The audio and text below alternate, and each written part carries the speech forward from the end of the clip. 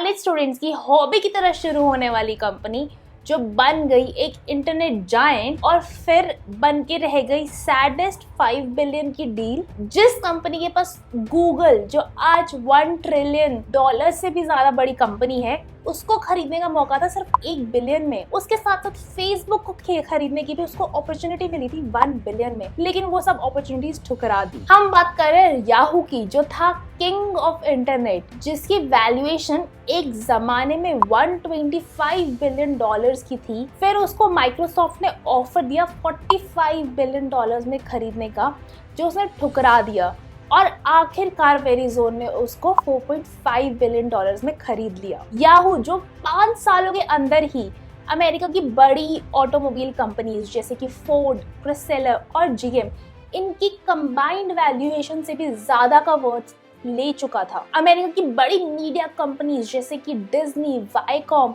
और news Corp का total मिलाकर भी इतना वर्थ नहीं था जितना याहू का हो गया था। तो ऐसा क्या हुआ कि याहू फाइनली फेल हो गया? क्या मार्केट में कंपटीशन ज्यादा आ गया? क्या गूगल की एंट्री याहू के लिए खतरनाक साबित हुई, या उसके कुछ इंटरनल रीजंस थे? ये हम डिस्कस करने वाले हैं आज के वीडियो में। तो देखो, मेरा वीडियो बनाने का पर्पस आपको कहानी सुनाना नहीं बल्कि कुछ लर्निंग देना है। तो अगर आप एक एंटरप्रेन्योर हो तो आपके लिए वीडियो काफी यूजफुल रहेगा, क्योंकि लास्ट में हम देखेंगे कि हम क्या सीख सकते हैं याहू की गलतियों से अपने स्मॉल टू मीडियम बिजनेसेस के लिए। तो कहानी की शुरुआत हुई थी 1994 में, जब जेरी यांग और डेविड फिलो, जो स्टैनफोर्ड के स्टूडेंट्स थे, उन्होंने टाइम पास के लिए या अपनी जरूरत के लिए ये वेबसाइट बनाई। तो बेसिकली क्या होता था ना, उस जमाने में, जैसे आज तो हमें कुछ भी चाहिए हम गूगल करते हैं, वेबसाइट्स पे पहुंच जाते हैं। उस जमाने में ऐसा कोई सर्च इंजन होता नहीं था। अगर आपको कोई वेबसाइट पता है तो आप जाकर इंटरनेट पे उस वेबसाइट का नाम टाइप करके ढूंढ सकते हो, बट अगर आपको वेबसाइट का एड्रेस पता ही नहीं है तो आप उसको एक्सेस नहीं कर सकते हो। तो ऐसी कुछ अच्छी वेबसाइट्स को सेव करने के लिए ना, इन दोनों ने एक अपना पेज बना लिया जिसमें उन्होंने सारी वेबसाइट्स का नाम और उनका एड्रेस लिख दिया विद कैटेगराइजेशन। क्योंकि ये उनके पर्सनल पर्पस के लिए था, उन्होंने इसका नाम रखा था Jerry and David's guide to world wide web. But जैसे जैसे उनकी वेबसाइट को पॉपुलैरिटी मिलने लगी, लोग उस पे आने लगे, तो इन्होंने नाम चेंज करके रख दिया याहू। याहू का मतलब है yet another hierarchical officious oracle, that's it. तो जब 1994 में इन्होंने शुरुआत की थी, तब तक इंटरनेट पे टोटल कुछ 600 के आसपास वेबसाइट्स ही थी। जी हाँ, पूरी दुनिया में 1000 से भी कम वेबसाइट। तो ऑल्दो उस टाइम बहुत कम वेबसाइट्स थी, बट वो ग्रो होने वाली थी। तो कोई भी बिगिनर इंटरनेट यूजर जिसको इतनी इंटरनेट की समझ नहीं है, इतना वेबसाइट का नहीं पता, वो इजीली याहू को यूज करके अपनी मनपसंद वेबसाइट पे जा सकता था। और वैसे भी बहुत आसान है ना, आप 600 वेबसाइट याद रखो या एक वेबसाइट याद रखो। तो वो अपनी इस वेब पेज पे स्क्रिप्टिंग के लिए एक सॉफ्टवेयर यूज करते थे जिसका नाम था पर्ल, लेकिन उनकी जो सॉर्टिंग और ये सब जो कैटेगराइजेशन होती थी ना, सब कुछ वो मैनुअली ही कर रहे थे। पॉसिबल भी था क्योंकि नंबर ऑफ वेबसाइट्स काफी कम थी। फाइनली याहू ने 1995 में एज अ बिजनेस इनकॉर्पोरेट कर लिया, बेसिकली रजिस्ट्रेशन करवा ली और शुरू किया कंपनीज को एक्वायर करना भी। उन्होंने एक्वायर किया रॉकेट मेल और उसको बना दिया याहू मेल। वैसे ही उन्होंने एक्वायर किया classicgames.com और उसको बना दिया याहू गेम। फिर 1996 में इन्होंने अपना IPO रिलीज किया, जो उस टाइम तक का हाईएस्ट अमाउंट था फॉर एनी टेक कंपनी। तो ऑल्दो याहू थी कैलिफोर्निया की कंपनी, लेकिन ये पूरी दुनिया में ही छा चुकी थी। अलग अलग जगह के यूजर्स याहू को यूज करते थे अपनी मनपसंद कैटेगरीज की वेबसाइट देखना। तो याहू के पोर्टल पे जाके ना आप डायरेक्टली कैटेगरीज पे क्लिक कर सकते थे, जैसे कि स्पोर्ट्स, मूवीज, न्यूज, फाइनेंस, या फिर आप सर्च बार में सर्च भी कर सकते थे at that time also. And 1998 तक याहू ने और भी बहुत सारी चीजें ऐड कर दी थी, जैसे कि email, shopping, classifieds, personal, games, travel, weather, maps, people search, and उन्होंने अपना एक बच्चों के लिए ओरिएंटेड वर्जन याहूलिगन भी रिलीज कर दिया था। अगर आप एक 90s के किड रह चुके हो तो आपको याहू मैसेंजर के बारे में तो जरूर पता होगा, जिसने बहुत ही सारे इंटरेस्टिंग फीचर्स भी दिए, जैसे कि इमोजीज जो आज व्हाट्सएप पे हमें देखने को मिलते हैं। उसके अलावा स्टिकर्स, चैट रूम्स, जिसकी वजह से ये मैसेंजर यंगस्टर्स में काफी पॉपुलर हो गया था। 2009 तक 122 मिलियन यूजर्स हो गए थे याहू मैसेंजर के। पर उसके बाद ऑफ कोर्स व्हाट्सएप, फेसबुक आ गए जिन्होंने मैसेंजर की जगह ले ली। याहू ने एक फोटो नेटवर्क फ्लिकर भी खरीद लिया था। उसके साथ साथ आप घर बैठे अपनी वेबसाइट बना सको, इसके लिए एक प्लेटफॉर्म था जियो सिटीज, जिसको भी याहू ने एक्वायर कर लिया। ऑल्दो उस पर बनने वाली वेबसाइट्स काफी अगली थी, लेकिन उस जमाने के हिसाब से ये एक बहुत ही अच्छी शुरुआत थी। दो बहुत ही अच्छी चीजें जो याहू ने की, एक तो इन्होंने अलीबाबा जो एक चाइनीज कंपनी है उसमें स्टेक ले लिया था। क्या आपको पता है याहू का जो पार्ट अभी भी सेल नहीं हुआ है वो उसकी इन्वेस्टमेंट थी अलीबाबा में, वो आज भी याहू के पास है और वो एक मेजर पार्ट था उसकी वैल्यूएशन का, और उसको आज के टाइम पे अल्तावा नाम की कंपनी बना दिया गया है। एंड उसके साथ साथ इन्होंने बहुत ही सारे इंटरेस्टिंग मार्केटिंग कैंपेन्स चलाए थे, जिससे बहुत सारे याहू के एग्जीक्यूटिव्स कहते हैं जब भी वो किसी को बताते थे ना कि they are from Yahoo and people will go like Yahoo.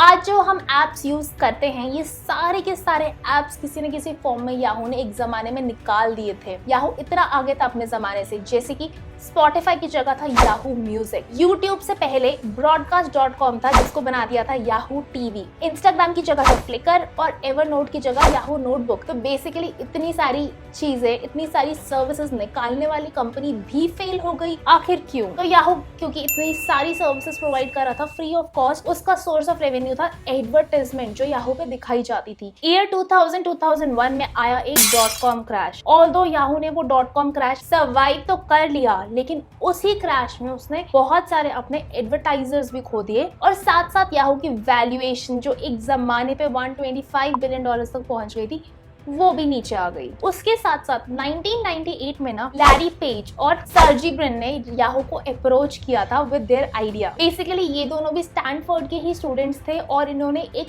Page rank system design किया था जिसको यूज करके याहू का जो मैनुअल काम था वो कम हो जाएगा और वेबसाइट्स अपने आप पेजेस पे रैंक करने लगेगी डिपेंडिंग ऑन यूजर्स को क्या चाहिए। लेकिन याहू ने रिजेक्ट कर दिया क्योंकि वो उस टाइम पे चाहते थे कि वो अपने पेजेस को ही आगे दिखाएं। पेज और ब्रिन ने अपनी खुद की कंपनी बना ली जिसका नाम रखा गूगल। गूगल को तो हम सब जानते ही हैं। अगर आप चाहते हो कि गूगल की स्टोरी भी हम अलग से डिस्कस करें, make sure to comment below, उस पे भी एक कंप्लीट वीडियो लेकर आएंगे। तो याहू को मौका मिल रहा था गूगल को खरीदने का फॉर $1 बिलियन ओनली, जो आज 1 ट्रिलियन से भी ज्यादा बड़ी कंपनी है, लेकिन याहू ने रिजेक्ट कर दिया। फिर .com क्रैश के बाद उन्हें फिर मौका मिला गूगल को खरीदने का फॉर $3 बिलियन।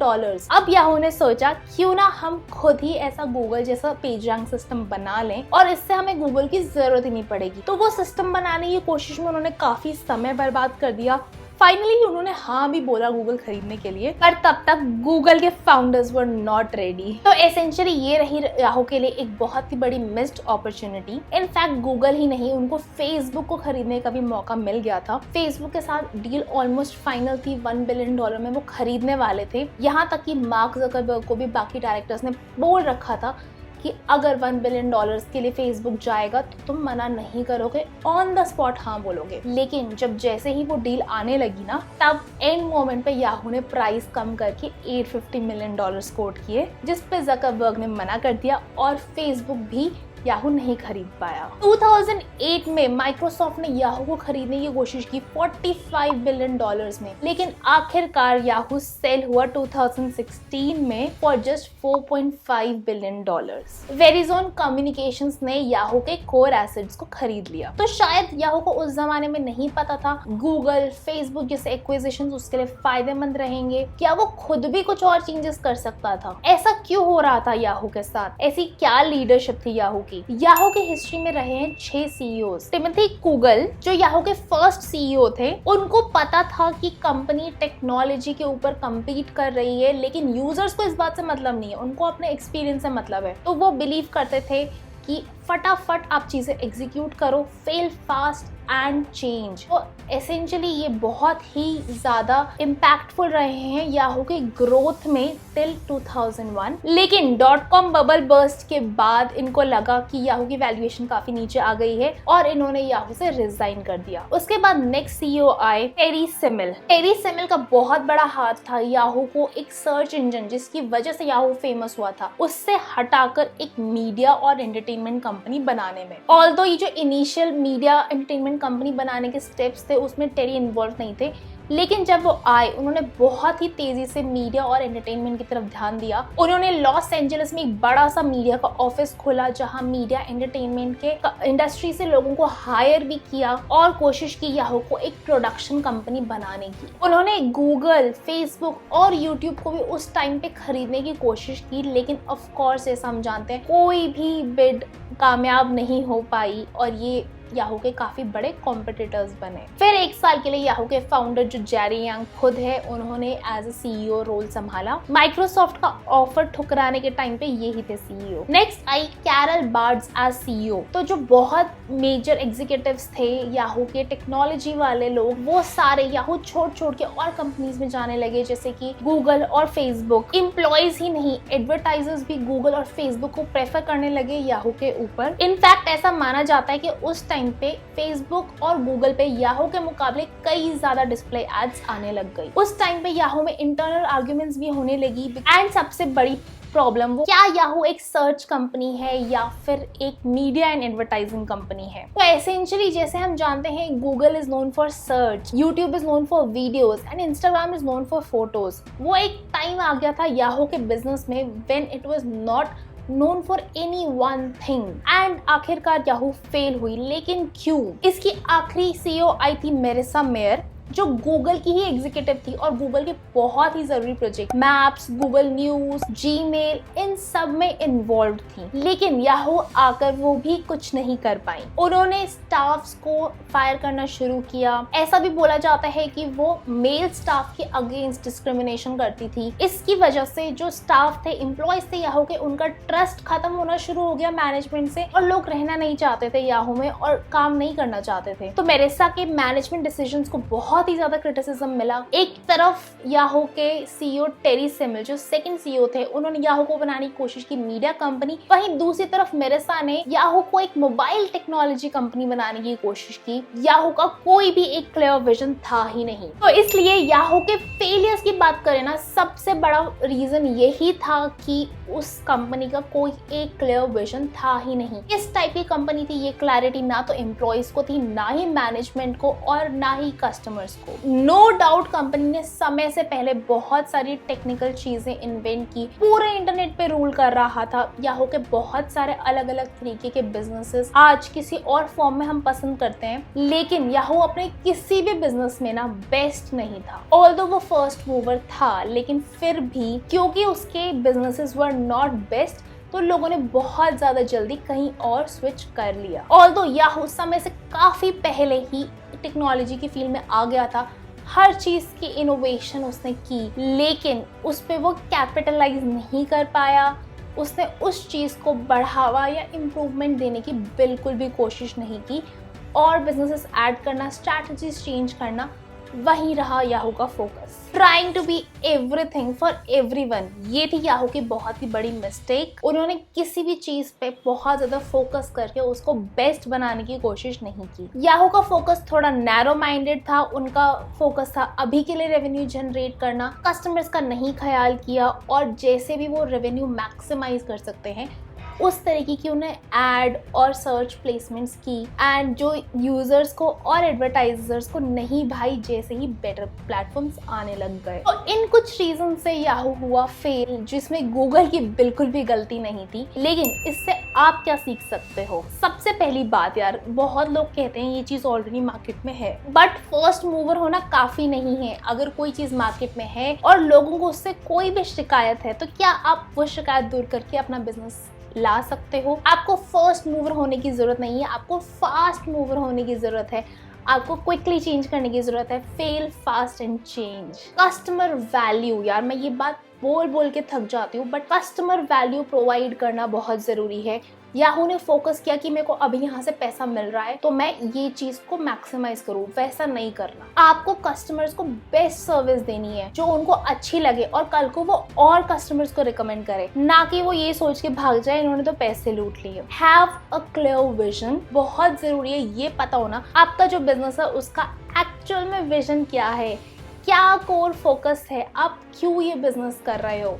सिर्फ इसलिए तो नहीं कि सारी दुनिया कर रही है तो आपको लग रहा है ये अच्छा चल जाएगा। That is not a good way to grow your business really big. And of course कभी भी इवॉल्व होना बंद नहीं होना। याहू ने अपने प्रोडक्ट्स एंड सर्विसेज लॉन्च तो बहुत जल्दी कर दिए थे, बट समय के साथ साथ इम्प्रूवमेंट्स पे बिल्कुल ध्यान नहीं दिया था। हमें अपने बिजनेस में कोई भी चीज़ को ग्रांटेड नहीं लेना। कोई चीज़ अच्छी भी चल रही है उसको भी बार बार आप चेक करते रहो कि कुछ इम्प्रूवमेंट्स कर सकते हो क्या, कस्टमर से फीडबैक लेते रहो और ग्रो करते रहो। और अगर आप गूगल पे वीडियो देखना चाहते हो तो मैं उस वीडियो को यहाँ डाल दूंगी, एक बार आप लोग मुझे कमेंट्स में बताओ ताकि हम डिस्कस कर सके कैसे हुई गूगल इतना grow. Make sure to like the video and share it with all your friends.